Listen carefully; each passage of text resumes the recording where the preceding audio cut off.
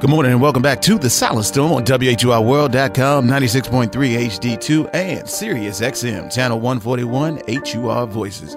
I'm your host, Mandrell Burks. And I'm your co-host. This is Denise McCain. So, Denise, we're talking about He Tried to Kill Me, but I'm Still Standing. We have two guests on the line. We have our first guest is Miss Carolyn Thomas. Now, Carolyn, her ex-boyfriend killed her mother, and Carolyn went through an extensive 11 reconstructive surgeries in a 2-year period. I mean, this has domestic abuse written all over. She endured this abuse for over 8 years. And Denise, our second guest, we have Dr. Jean King. She has a PhD. She helps individuals and families and healthcare professionals recognize basically how to end abuse. Dr. King, welcome to the show. Thank you. Good to be here. Let me ask you, you've helped many victims.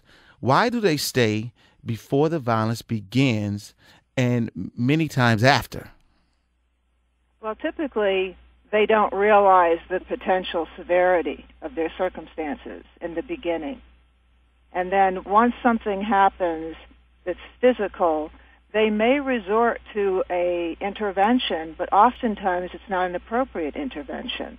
What do you mean by that? Can you give us a little example of an inappropriate intervention? Well, they may go to a therapist, let's say, that's not trained in domestic violence. And so they come to the table with good therapeutic skills and clinical skills, but when it comes to the domestic abuse aspect of it, the psychoeducational component may not necessarily be there. And that is part of the problem, and I think so much of this intergenerational cycle. Dr. King, can you speak to that? We hear it so many times that it's learned behavior, that it's passed down from one generation to the other. What do we do to end this intergenerational cycle of abuse? And is it true that if he hits you once, he's going to hit you again because it's just the nature of the game? Oh, you've just asked me 3 questions in one here. Sorry about that. Break that down a bit. But I would like to respond to something that Carolyn said that I think is very significant with respect to why they stay. Can I say that Please first? do, because we want to know that. Mm-hmm. Okay.